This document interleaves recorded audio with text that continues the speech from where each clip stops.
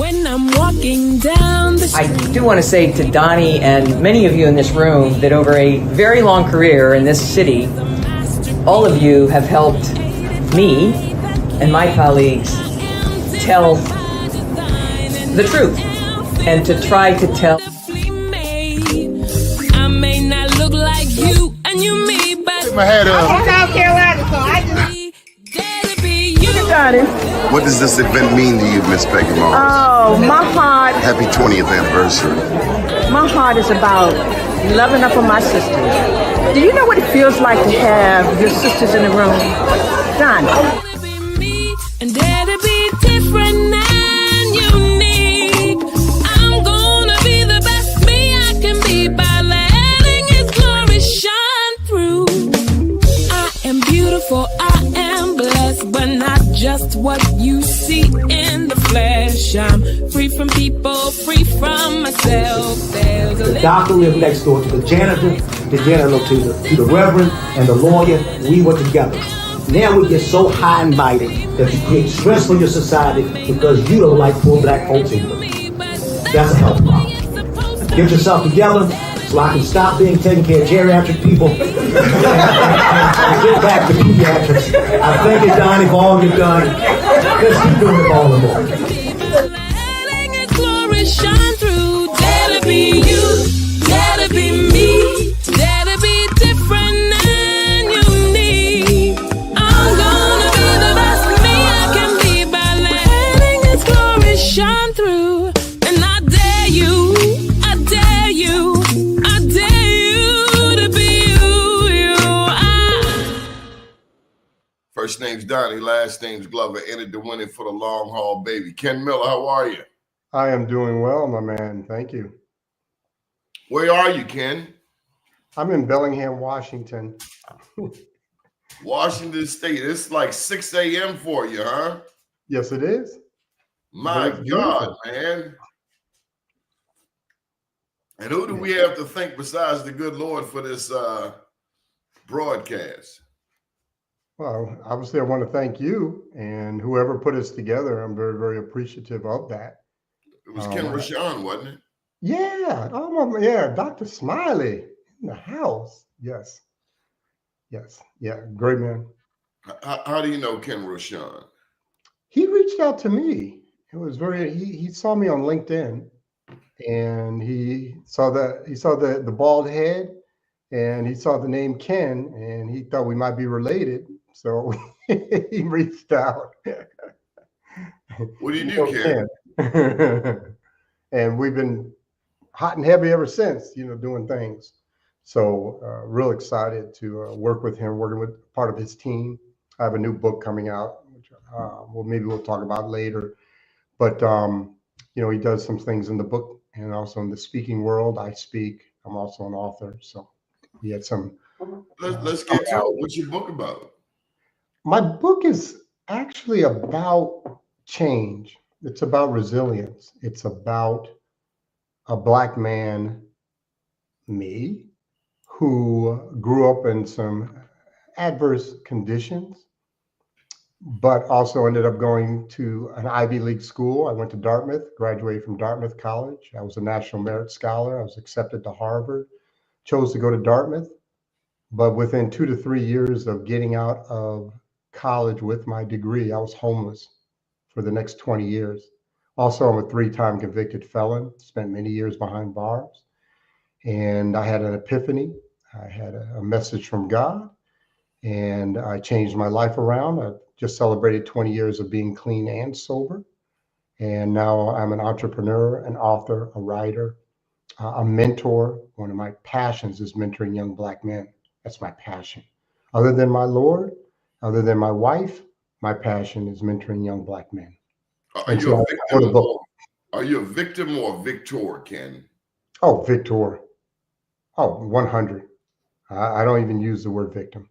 At least I don't use it in relationship to me. I'm not a big one on what we call antecedents to chemical misuse. So I'm not as concerned about what happened to me and why I began drinking and smoking crack cocaine. I'm more concerned about how do I overcome those setbacks? How do I come back from the setback? How do I fail forward? How do I keep moving toward my goal, my prize? And what is my goal? What is my prize? And so I've spent a bit of time in the book talking about, the pivot moment, as one of the shows calls it. When I made that decision, and it was a decision to take a path that I had not taken before, which was to remain clean and sober and to glorify God in all of my manifestations of my actions in life. And I haven't been perfect, but I've been good. Do you have it nearby? Excuse me? Do you have your book nearby? I have the cover of it, if that'll work. Yeah, here. Let's see the cover of your book. Okay, how do I need to share screen? How do I do it? You tell me, because I'm not used. I thought you might have it in person. Oh no, I have it on digitally. Yeah, I have it digitally. It doesn't come out till April. Yeah, it's with the publisher now, and so that's why I'm really excited, because it's my first book, but I am looking at doing a series of books. One book in particular I want to write is a book on respect. And what does respect mean, especially in the communities of color? What does respect mean on the streets? And what does respect mean in the penitentiary? And what does respect mean in the business world? What is respect? And so I've talked about it for years. I've worked with young men or men of color, it's predominantly Black men, about that word. I've seen more people get hurt or killed over that word. Not money. It's not. Okay, so tell me, what is it, Ken? What is respect? Respect is acknowledgement of a person's stature or position within a community, period. And if you don't give that respect, what happens? Yeah, it's acknowledgement of a person's stature or position within a community. And what happens when you don't give that respect? There are ramifications, because that individual has a sense of what their respect is within their community. There's a community of drug dealers. I was a part of that community. There's a community within the prison. There's a community within the business world, whether you're in the C-suite or the executive director or the CEO. And when you disrespect that position or stature within that community, there can be ramifications. Okay, before you go, look, let me get a word in. We can bring sure, no problem. David Heiber, and this show is, I named this show Overcoming Obstacles. Mm-hmm. But this is what I want to ask you. You said that you chose Dartmouth over Harvard. Mm-hmm. You want to explain why? Yeah, easy. I hated cities. I grew up in the country.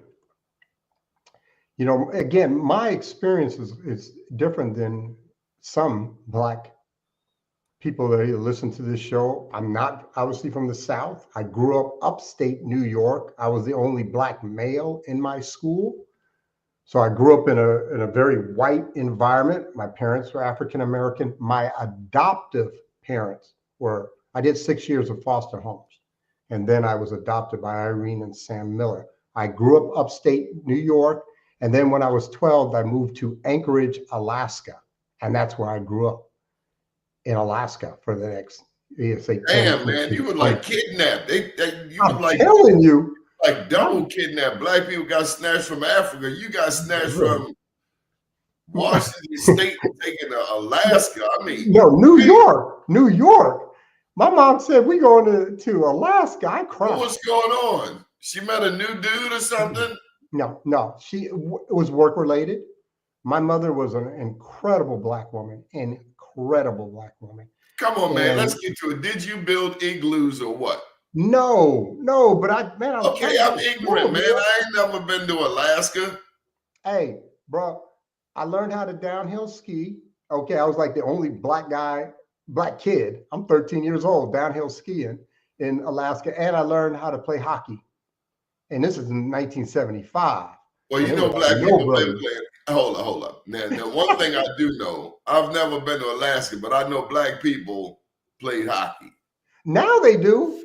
No, man. I'm talking about the 1800s, bruh. Oh man. Well, believe me, didn't know that? when I would play, there weren't any, and I couldn't understand why everybody was trying to forecheck me into the boards. I'm getting ready to show you a picture. We're gonna bring in David Heiber and keep this conversation going. Let's do it. Let's do it. David, welcome to the show. Good morning, good brothers. David, where are you from? I'm from originally Newcastle, Delaware, but after undergrad, I came to Baltimore, Maryland. I've been here since 1999, 2000. So you've been kidnapped by Baltimoreans. Yeah, but I came down here, tasted the Old Bay, and got stuck. It didn't happen to you in Cherry Hill, did it?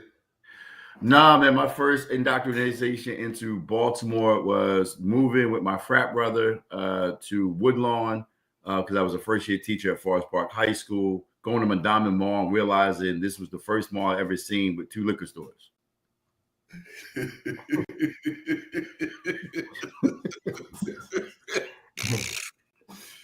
Did you get got at Madame Mall? Did you ever have one of them get got moments? I didn't get got, but my spidey sense was tingling a lot. Absolutely, 100%. Yeah, no, it was interesting coming from Baltimore. But you know, they say that, you know, all things happen for a reason. We just don't know then. But if it wasn't, I think I caught the tail end. I apologize for my lateness. Planes were delayed for another 2 hours again last night. But you know, coming from Delaware, but well, let me just quickly bring you up to speed. Ken, New York, Washington State, Alaska, started at Dartmouth, went through foster homes. Been to the penitentiary, been to the crack house. Yeah, we share the experience of the penitentiary. I got my high school diploma and GED. No, not you, David. David, you've not been to the penitentiary. Come on, David. Ken will know this. SBI number 275138. Oh wait. Come on, right? And that was, I remember that from 1996, almost 30 years ago.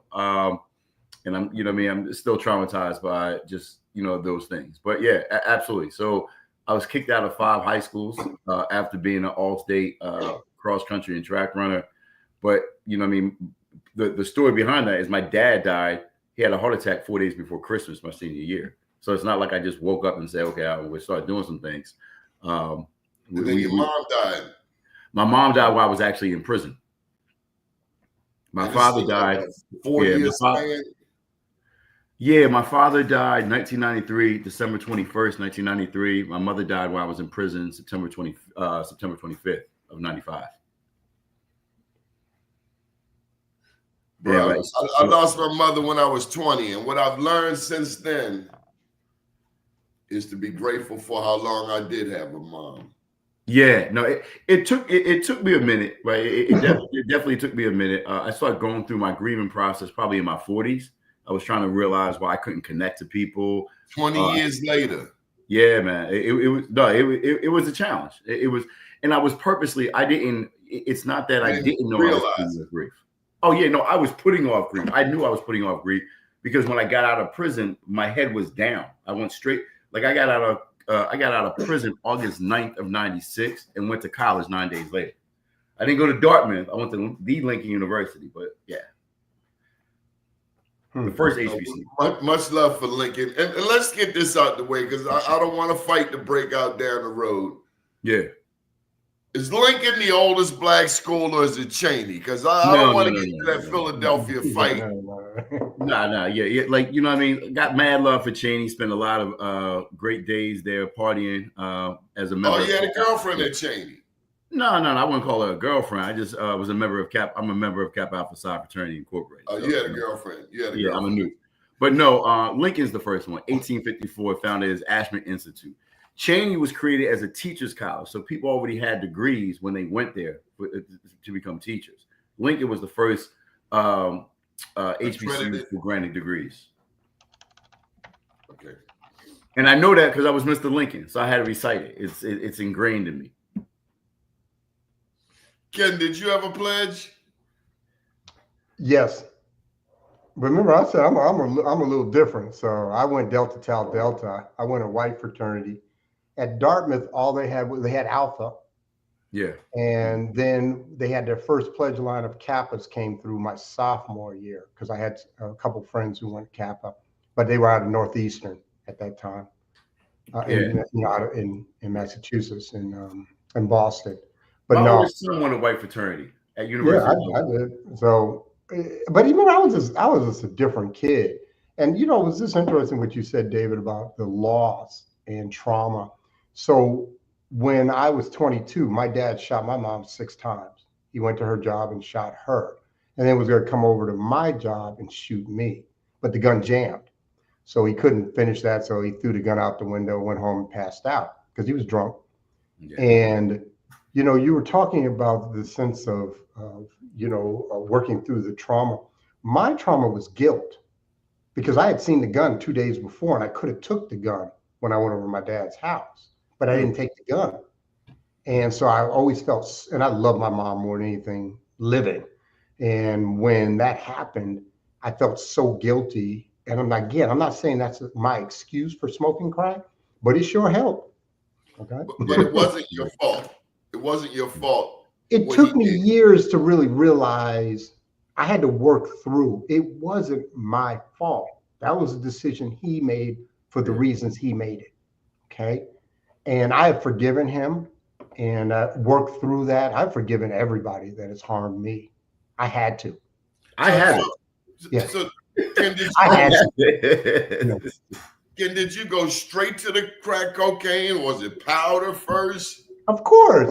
You can understand. I went to school back in 1980 to 84 at Dartmouth. And back then, remember, cocaine was not addictive. Okay, this is before Belushi and Lenny Bias. And it was cool. I got a bunch of prep kids. I'm not a prep, but I have a bunch of preps around me. And we did cocaine and we drank. Why did I start drinking? Because that's what you do in college. Freshman year, I went to the fraternity and I drank. I could talk to girls. Okay. And then people around me doing cocaine and smoking weed. So I indulge. I'm an addict. I don't have a turnoff switch when it comes to drugs. I just don't. I don't have it. Within 2 months of my first drink, I'm a full-blown alcoholic. Full-blown. That means I'm passing out. Full-blown within 2 months. Because I didn't drink in high school at all. I didn't do drugs in high school. I was a National Merit Scholar. I was a nerd. Okay. This black nerd from Alaska. That's what I was. David, what's the message for young black men out here? We live in a country where black people are, some say 13, some say 15, some say 20%. Black people are a minority number in this country. We're outnumbered. Yet, we are 38 to 40% of the people incarcerated. America only represents 5% of the world population, but we have 25% of the incarcerated people. 4 in 10 look like us. What's the message to young black men, David? I mean, I don't think it's one size fits all, because similar to a lot of times people think that we're this homogeneous population, and we're just not, right? Like, we have different experiences depending upon where you're from. Like, we share the commonality of being African American, absolutely, without dispute. But I think the challenge is that in the reality that I faced is that, yes, systemic racism is live and well. Is there an omnipotent white person controlling the dials and pushing the right? No, but systemic racism, colonialism, it is alive and well. It's very hard to break through. I think realizing and accepting that there are a lot of different challenges out there. And again, I caught part of what you were saying, is, you know, my experiences as a student, as an athlete, as an academic, as an educator, as an education administrator, as a college professor, and now as a CEO. It is rough. That's my message to my young brothers, right? And so if it wasn't for like key mentors for me, so in Baltimore, Andre Bunley, Roger Shaw, Freeman Rabowski. I mean, those are the three off the top. That and Freeman is an amazing guy, other than being an alpha, but I won't hold that against him. And Andre is a Q, won't hold that against him. But they were very clear with me and showed me the path and were very intentional in communicating with me. And so I'm not old, but I'm not the youngest in the room anymore, Doni and Ken. Like I know Ken, if you were playing hockey in the 70s, you got me probably by like 10 years, right? I think. And Doni, I know that you're aging backwards, but you know what I mean? I have a lot of employee staff members in their early 30s, and really spending time and pouring into them about the different tasks, the different responsibilities about giving back. So the message, Doni, is really the intentionality of what you're going to face. That's my message, the intentionality, right? And also not being perfect, right? You know, I think, Ken, one of the things that we probably relate on is about our story, and we didn't know it then, but each one of those crucibles were important to who we are now. I was doing a podcast yesterday, and they asked me, like, what would my 49-year-old self tell my 17-year-old self when my parents passed away? And it was, you need everything that you're going to go through is going to prepare you for what you're going to be. And I didn't know it. I just didn't know it then. And you're going to have to be willing to go through that grind, right? But there are good brothers out there. There are good brothers and sisters out there. The world is not conspiring against you. Live your truth. I mean, these sound cliche, but this is true. So, like Ken, like I think I heard you that you're a recovering addict, right? Mm-hmm. I haven't I tell people that, like, the opposite. I'm an addict, right? Like, and not narcotics, but I struggle with alcoholism. I've been struggling with alcoholism. I had a drink on at the airport yesterday. But I mean, just let's keep the shit real. Stuff real. I'm sorry, Doni. I had a drink on the plane yesterday. I struggle all the time. I was a terrible first-time husband. Hopefully, I'm a better second-time husband. I was a terrible father for the first set of kids. Hopefully, the second set I do a little bit better at. Like, I wear my scars proudly because I'm not perfect. I struggle every single day. And that's what happens. Like, we paint this picture for young folks. Like, yeah, we don't have the answers. We don't know. I don't know. I'm just trying to figure out when I wake up today. So, Ken, one of the things I wanted you to see was that they had blacks playing hockey. Man, I know you went to Dartmouth and all, and I'm sure they got the most prestigious. But I played with two of those guys. I know them. No. But in the late 1800s, black Canadians in Nova Scotia formed the Colored Hockey League of the Maritimes in 1895. So is that what this is? Is that what this is? We're not new to hockey, bro. You see them hockey pucks? Because I was telling when I played hockey, there were no brothers playing hockey. Okay. Anchorage, Alaska. Okay. 1895. We've been playing. Who do you think invented skating backwards? Oh my good. Oh yeah. They took that from the roller rink. Is that the picture, Doni? That's the yes, picture? Man. 1895. Man, wow. They was winning some silver too. So wow. So we live in a city like Baltimore. When you think of Baltimore is the home of redlining. Back in 1910, the mayor was J. Barry Mahul, Ken. The suburban garden community had just been created. We call it Roland Park.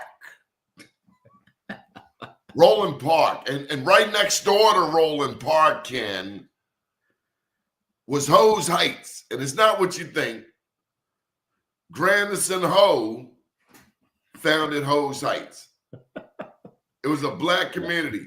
And the good people in Roland Park, Ken, they didn't want the black people over in Hose Heights to be able to move into their suburban garden community.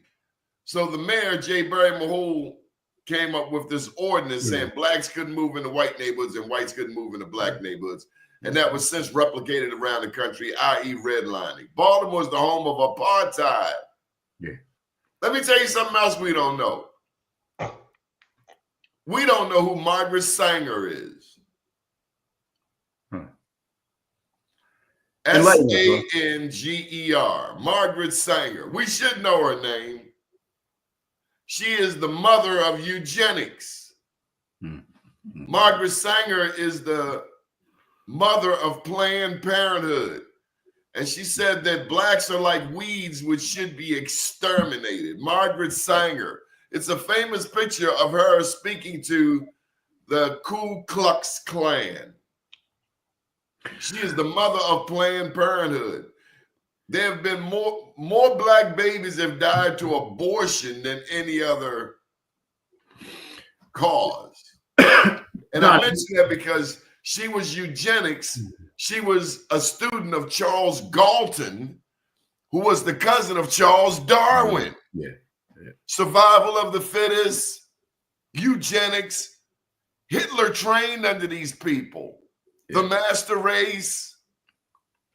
Talking about the insidious nature of racism in America. And lastly, I want to throw out there were no white people prior to coming to America. They were French, they were Italian, they were Welsh. But America came up with this concept of race. Yeah, the construct of race, because they realized they were outnumbered. And so here we are 400 years later. Doni, can I ask you a question, man? Because you're Mr. Baltimore, man. Like we'll talk, and I talked to like Dr. Bunley about this and people who like really experienced it. Baltimore, Ken, where are you based right now, man? Bellingham, Washington. Okay. Oh wow, Washington State. Yeah. Oh, so it's like 5:30 in the morning there. It's 6:30. Yeah. So Baltimore was is very interesting. It's a very historically interesting place, even to live right now, right? People think that my experience is that we're in the north, but it feels like it feels southern. Last southern city. Yeah. And South of Mason-Dixon. Yeah, right. It feels really with black folks, my experience is we're not collective enough. And it's really hard. And I'm just speaking like as a black entrepreneur in Baltimore. It's hard. It's a challenge. It's really hard. Right? Like about the support. I mean, you got some good people doing some great work, but collectively, we're not where we can be, if that makes sense. Because I gotta put this to you, David. You're in the nonprofit industrial complex. No, I'm for profit. But your field of study, education, much of it is heavily in the nonprofit. And so you're dealing with the nonprofit industrial complex, i.e. the nonprofit mafia. Most of the funding comes out of New York. The New York-Baltimore Jewish connection is real. Yeah, facts. If they put you on a list in New York of no money, then you're on the list in Baltimore of getting no money. Nobody told you that. No. The same organizations. So what I've experienced, Doni, is a little bit of funds, and black organizations are fighting for small amounts of money. And predominantly the white organizations keep getting the lump sums and don't do nothing and can't demonstrate and have not demonstrating any significant dollars. So, for example, let me call this to light. They want black organizations to have evaluations conducted about our effectiveness of things, right? outside evaluations are really expensive, whether it be from Hopkins, whether it be from other organizations. It's expensive. Set up. It's absolutely a setup. So you can't afford the evaluation because your contracts are so small. So therefore, you're just in this perpetual cycle of small contracts, living literally funding cycle to funding cycle. And let you crack slick on one of them white people one time. Oh yeah. Mr. Heiber is a problem. We're going to curtail his resources back for a couple of fiscal quarters. Oh, what do you know? Have you been reading my life story behind the scenes, man? It's like Baltimore, man. We can see it you see the stick up coming. You see it. You see it coming. They've done the same thing over and over.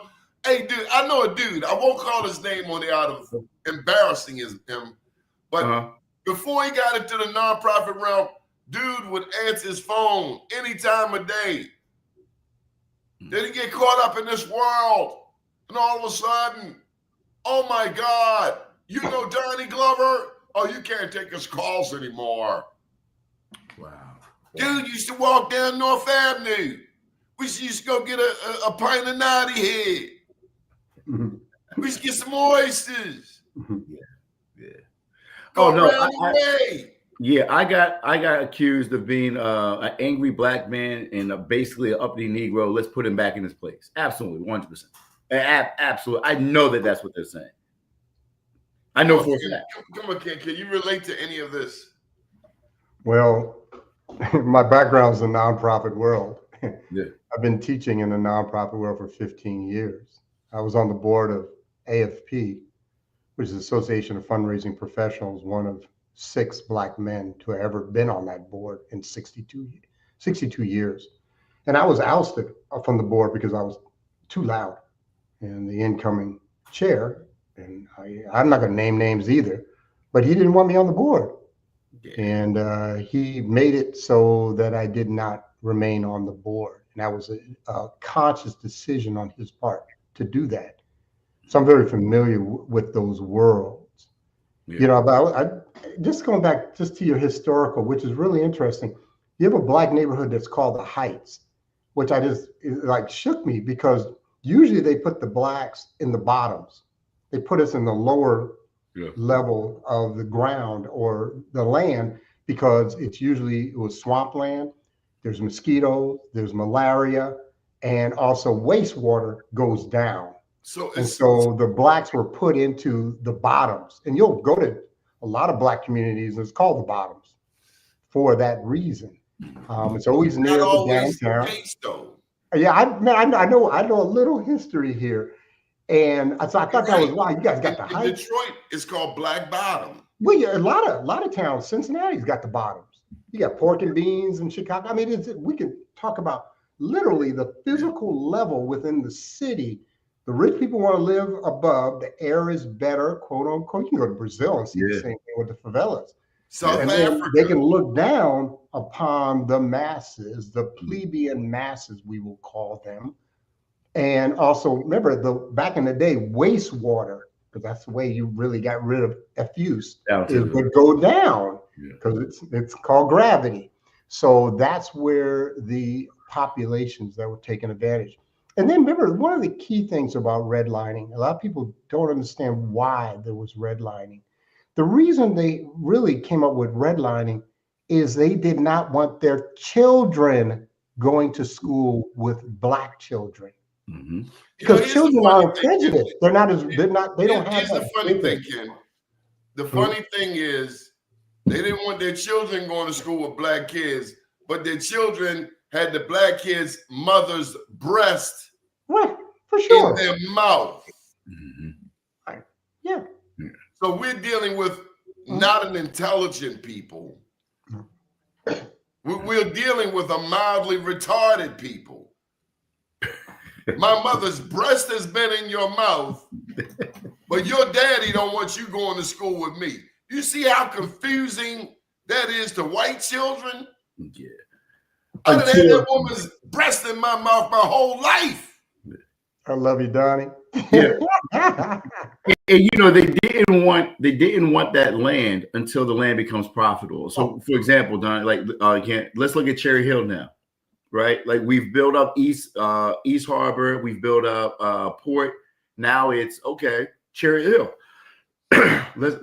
which was created just for Black. Port Covington, yes, Baltimore Peninsula. Oh, yo, you talking about Cherry Hill? Yeah. No, that.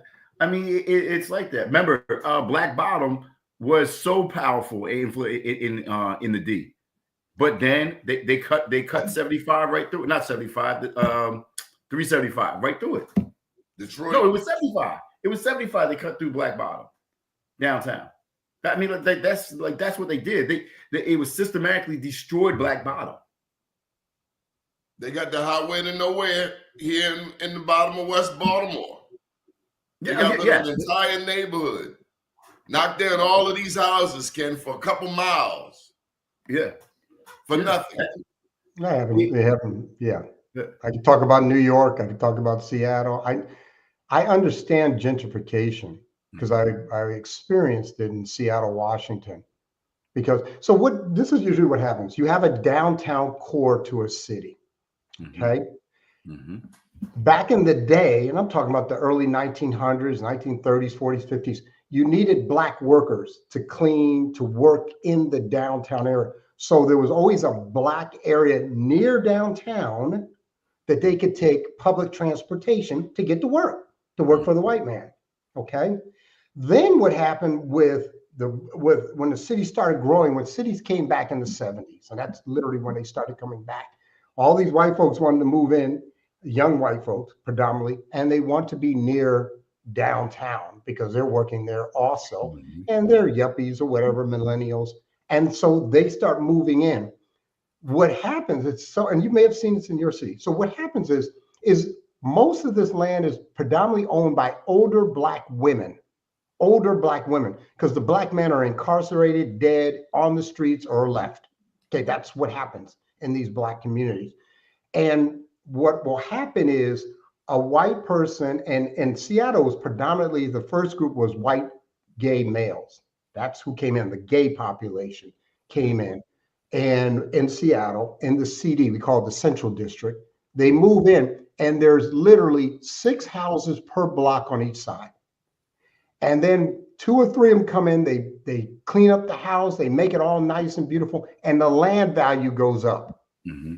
Now I'm on a fixed income as an older Black woman, and I can't afford the taxes, literally. Plus, people are making me an offer. I bought the house is paid off, and they're offering me $50,000 for this house. Those houses now are worth, I remember this is back in the late 80s. Those houses are worth $1 million. DC. Worth 15. And you can see that in DC. Anyway, that's gentrification. Yeah. And again, what it does is it breaks up these communities. Mm-hmm. We have our churches, we have our eating facilities, we have the things that we do for social. And now we're just disparate. And it also takes away literally some of our power because we don't have the voting block to put in. So think about DC, right? You know what I mean? We're all familiar with. It's not Chocolate City anymore, right? Period. We already know that. They Shaw neighborhood was right next to Howard. That's taken away, right? Trinidad over there on Florida Avenue, it was taken away during the Rayful Emmons era, right? Late 80s, early 90s, the crack epidemic and everything like that. You didn't go to Trinidad, that was in North. You didn't go there. You can't buy into there now. The row homes, we're talking about less than 2,000 square feet, 1,500 square feet, are $1 million. You can't. Shaw, the homes are $2 million, right? They're trying, Then when you come up to Baltimore, Doni, I live on Utah. So when I first got to Baltimore, after I moved into the city, I was on Drew Hill Park Lake Drive, overlooking the reservoir, and I used to run down Drew Hill to the YMCA there, and I would pass all those brownstones, which looked like Brooklyn or Harlem back in the day, right? And I was like, man, I would look because they're 5,000-6,000 square feet. Doni know what I'm talking about, right? Like you couldn't, like, that was it on the corners, Donnie. When you got the Gulliver House, which is 10,000 square feet, it was the people that owned the downtown department stores, and I always wanted one. But they were down to $100,000, Ken, 100 for 6,000 square feet. Now they're 700,000 because you're literally right across from Bolton Hill and Micah, and Reservoir is one block up. But I mean, watch what happens with the North Ave corridor. You know what I'm talking about? Like right off 83 down, like the West North Avenue Development Authority. They just dumped 28 million into West North Avenue. So you sense that Black people will become displaced. Yes, we will. Yes. We're gonna be squeezed, similar to. But we've had every opportunity to buy. We have. Yeah, that time. Just like Harlem, just like Brooklyn, just like DC. Yeah. Or what did we do? We went to Orange Mills. Yes. We went to Woodlawn. We went to Randallstown, especially if you're dating an upwardly mobile African American woman. Yes. Because she's not moving to Sandtown. Yeah. But historically, we did that across the white girl moved to Sandtown. Yeah, Detroit, we went to Southfield when we crossed 8 Mile. Right here, we followed the Liberty Road corridor, past Forest Park, out into Woodlawn, Randallstown, and Owens Mills. Right? It's historical. It's the plan, and we move because we feel like that is the path, right, of affluence. And as we're moving out there, the plan has already been laid. They're going to come back with property value and just clean up the neighborhood, like that. That's literally that's it. Gentlemen, how do we heal the pain, trauma, and damage that our species has done to the Black woman? Great question. Yeah. Ken, if you have the answer, let me know. Well, first of all, we got to take responsibility. Yeah. We got to take responsibility. Even for stuff we didn't do. It was our father's generation. No, come on, Don. I may have to push back on that one. It's our generation. It's Black men today. I've talked about this. I once had a group, and I brought together all Black fundraisers, and at the AFP conference, okay, I don't have to go into too many details. There was 44 people of color, Black people. Oh, well, we have one out. We always get one or two white folks that want to come in. And out of the 44, 43 of them were women. And I was the only Black male, and I was ticked. I was like, where are all the brothers? So I'm sitting here with these women, and we talked about Black male, Black female relationships in the fundraising or nonprofit world, and the stress. And there are stressors within that. First of all, Black women get so many more advanced degrees than Black men. Okay, period. Okay, you can't even fight against that one. And so I had all these doctors and people with masters, and sometimes there's an envy and a jealousy there. Mm-hmm. Then there is the stress of Black men marrying white women, period. Okay, there's a stressor there. Okay, because Black women were marrying white guys for a while. And I could talk on that subject for a minute. Okay, been there, done that, if you know what I mean. Okay, and that stressor, all the good Black men are marrying these white girls. What's up with that? Why are we doing that? You know, we have people who talk from the national stage, Dr. Umar, and you know, about that situation. Then there's the education. Check out this statistic. The highest rate of divorce is a Black couple where the Black woman out earns the Black man. What's the dynamics behind that? To think about that. Then we have the situation with violence. Then we have the situation with drug misuse and abuse or alcohol misuse. I dealt with it. I told you about my dad. I was an alcoholic drug. I wasn't the kindest to my partners. Okay. I'm not gonna go into details on that, but I've been there, done that, done time. Okay.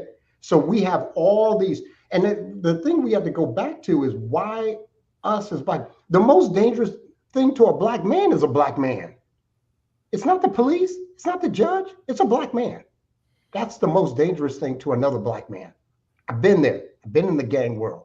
You know, I can just tell you, and I've been in prison. What's a brother to do? You can't date the sister because she make more money than you. You can't date the white girl because you're going to get frowned upon. What the hell can the black man do? Go to the strip club? Hey, a lot of them look for another guy.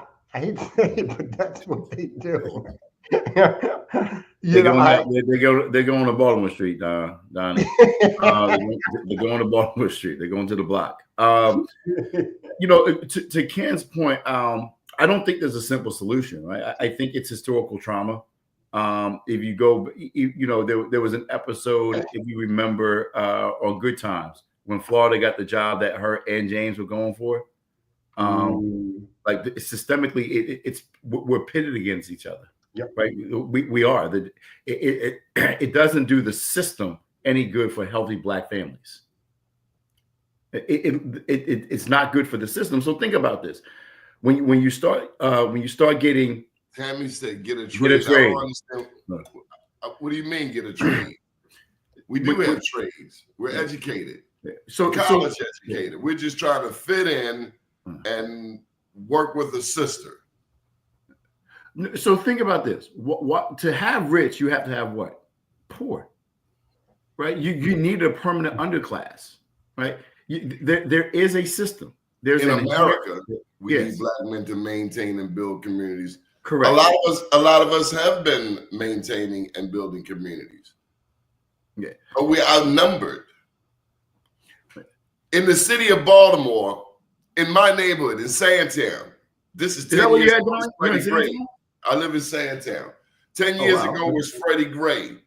Yeah. Again, you are more likely to find white women moving into Sandtown than an upwardly mobile black woman, because an upwardly mobile black woman would prefer a zip code with 21133, 21117, or maybe Harford County, maybe Carroll County. Our perception of what progress is has changed. We'd rather get a $300,000 prefab house in Owings Mills than to rehab this $75,000 house next door. Our perception has changed, and no matter what you think, white people still have influence on it, because no matter what Louis Vuitton says, we still got to buy that $1,500 purse to fit in. So we're confused. Yeah. We don't know who we want to be. Yeah. When you say, where do you want to go? Can we go to Ghana, or you want to go to Dubai? We want to go to Dubai. Do we know that Dubai just ended slavery in 1971? No, because we're influenced by social media.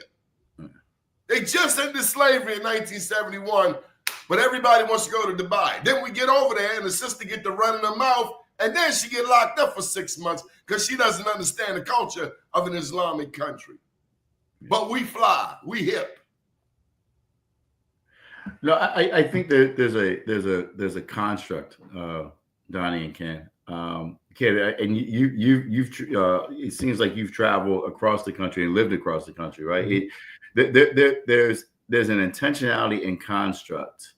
You know, I had opportunity to study under Molefe Asante at Temple University, modern day father of Afrocentricity.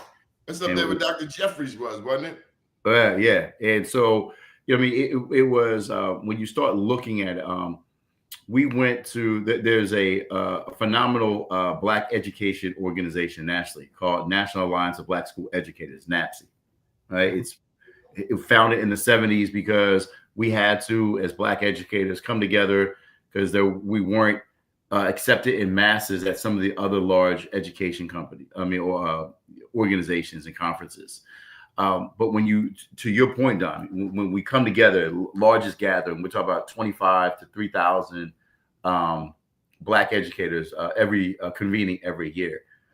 There is intentionality about this community, but when we're talking about collective economic power.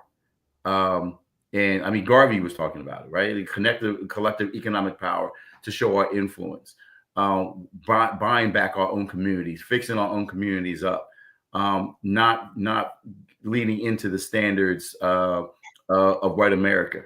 I mean, we are still miseducated. We are still miseducated, like Carter G. Woodson said.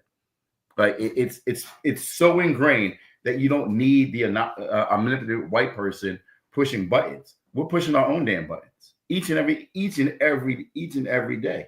Willie Lynch. We don't control Baltimore. Perpetually divided. You won't need to divide them. Just turn light skin against dark skin, east side against west side, bald head against dreadlock, Delta against AKAs, Kappas against the Qs, Masons against the Elks. Yeah.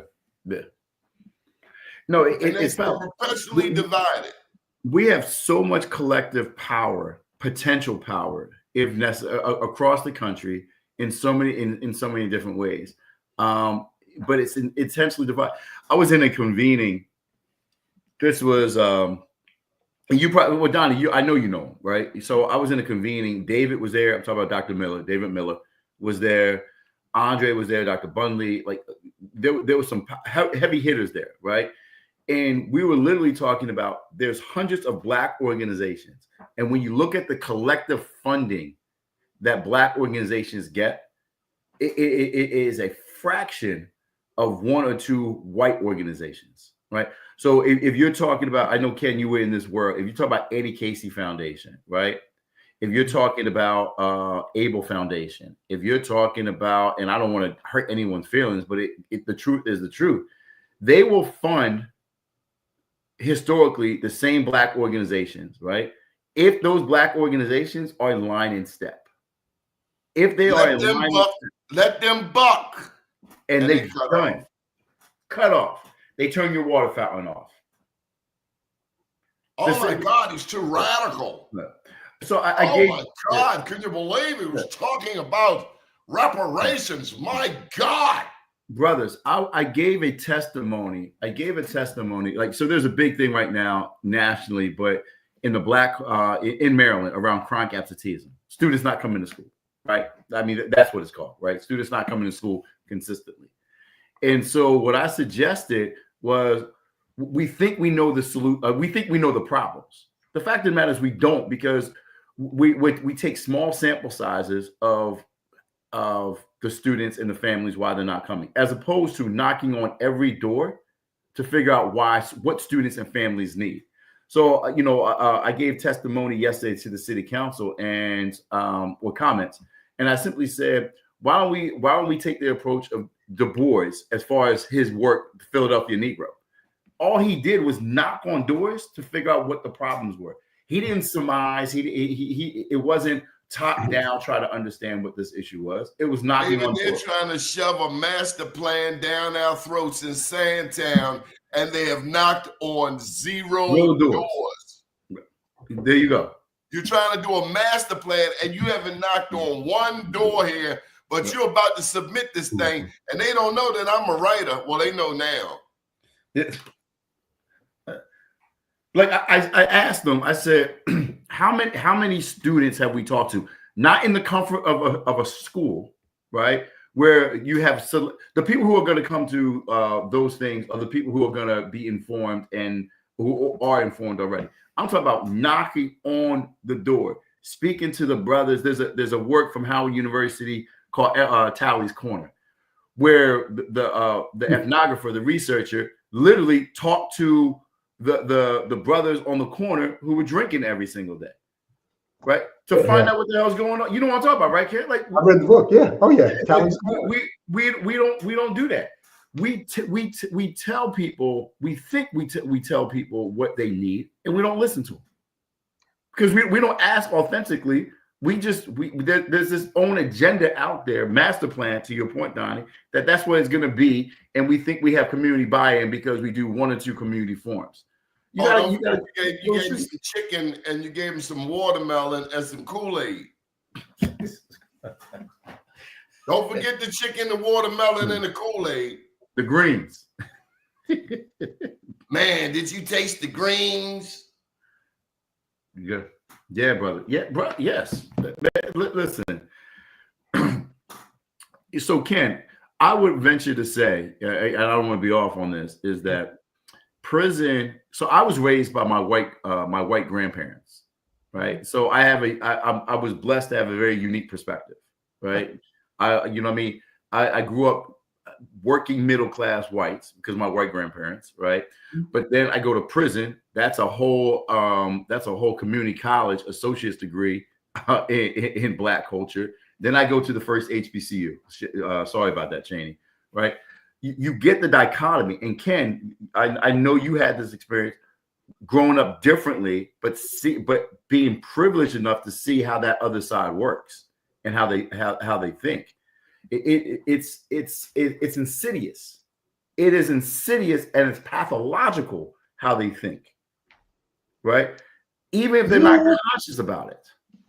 Let's say so, I only got a couple more minutes, and I want to say this. I believe, and this is my belief, that the fundamental problem in the Black community is not external to the Black community. I think the fundamental problem is Black men. That's my belief. That we are so damaged. Now, why we're damaged, we could talk about that for ages. But literally, the healing in the Black community has to come from the healing of Black men. I've seen Black women doing phenomenal. And of course, there's exceptions to everything. But it's Black men killing Black men. It's Black men selling drugs. It's Black men being addicted. It's Black men not being a representation of God's will. We haven't even talked about Black men in church. You can go to a Black church right now and it's 70% Black women. That's at least. Do you understand there's a war? Maybe you got different churches down there. There's a war, Ken. Okay. There's a war and we lost. Okay, so we lost. So what you do when you lose? Nobody took their foot off our necks.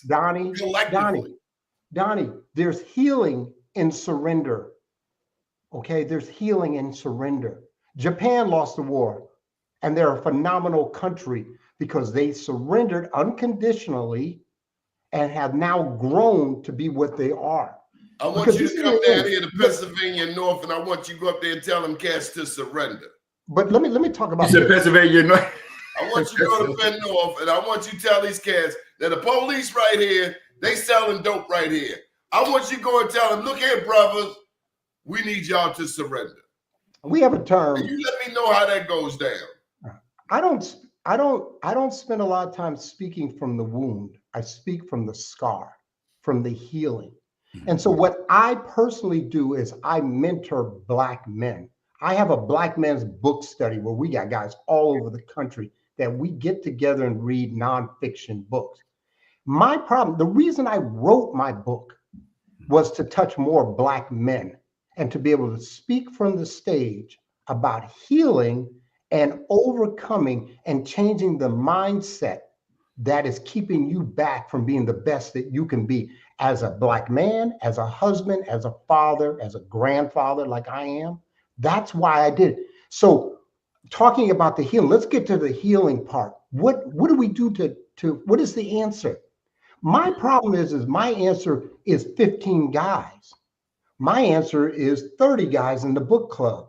That's too small for me to make real time. But I have touched men and I've seen men grow and I've seen men reach there. Every man I work with and I mentor explicitly, I say to them one day, the first question I ask them, what is your dream? And I give you permission to dream. I say that, look them dead in the eye, and then I shut up. But Ken, let me ask you a question. Yeah, go ahead. And I got good reason, but yeah, go ahead. You know, I appreciate that, right? So, like, even in my healing journey, right? People want to start with the healing. My therapist wanted to start with the healing. I wanted to start I know my scar is there. I'm still in my wounded stage to understand what am I wounded from. I think a lot of brothers don't know. Yeah, exactly. I don't think a lot of brothers understand what they're wounded from. They know that they're wounded. They don't know what they're wounded from. So we need to have that conversation with them. I don't want to talk over anyone, but we need to. Let me just say this real frank. I do life well. I do life really well, and I am good to life. I am successful. I am respected, and I am very comfortable with my walk with God and through this life. So here I am, an individual, and probably the same guys on this. We can do that. We can talk to somebody that's damned and said, I've been there. Let me at least listen to you. And these are some either suggestions, because I only do is suggest for your growth. And not only that, check this out. I'm there for you, bro. I'm there for you. I get calls every week from people with their challenges, with their heartache, with their problems. And many times all they want is another Black man that has their best interests in heart to listen to them. Quickest solution, I'm going to put it out there to you PhDs. Get a Black man a passport so he can go see some other parts of the world and realize that we have other opportunities than besides in this apartheid-ridden, hateful place now run by a moron and his girlfriend or boyfriend or whatever Elon Musk is. Get him a passport. If you're in Baltimore, get him outside of Baltimore. One trip, one airplane trip away from freedom of seeing something else. Doni, to your point with that, there's I have a line brother. His name is Tiano Brown, from Baltimore, still lives in Baltimore, teaches at a high school in Baltimore, right? But when all of us graduated college, and most of us went to go get a master's or a terminal degree, for the first 7 years after he graduated from Lincoln, what Tiano did was every summer he traveled abroad. He visited all these continents, all these countries. And when he came back, to your point, Doni, is his worldview was specifically changed because he was indoctrinated, one, at first to Baltimore, and then two, just to, his community at Lincoln. But him traveling, he's fundamentally the most well-rounded person I've ever encountered. Because for 7 years, he didn't go for a visit. He didn't visit, right? Or a vacation, let me say that. He immersed himself. He would save up money, his teacher's salary, go to South America, and he would backpack. He would fly down and backpack his way up. And if he ran out of money, he would bust tables. So listen, we got to exchange information. There's a private chat there. Ken, David, how can people get in touch with you? Thank you for taking time out. I think Ken's got to get to a meeting. It's truly a pleasure, truly healing. Tammy Shepard, please continue to engage us and share your light. But I will tell you, no different than how it was in slavery. America is more comfortable with a beautiful sister around because the white man is sexually interested in her than having a strong Black male around who his wife is sexually interested in him. It's the same America. Oh, don't get me started on that one, Doni. And I do got to get going, but I want to say this. The other thing that you must understand is that white folks are physically afraid of us. Physically. Because we'll beat their ass if they act too crazy. I'm serious. I've done it. Okay? Went to jail. But, I mean, just be, and I tell people that all the time. You got to understand, I'm 6'2", I'm 200 and some pounds. I'm not to be trifled with. Even though I'm a Dartmouth educated Ivy Leaguer, grew up in Alaska, I'm still a Black man.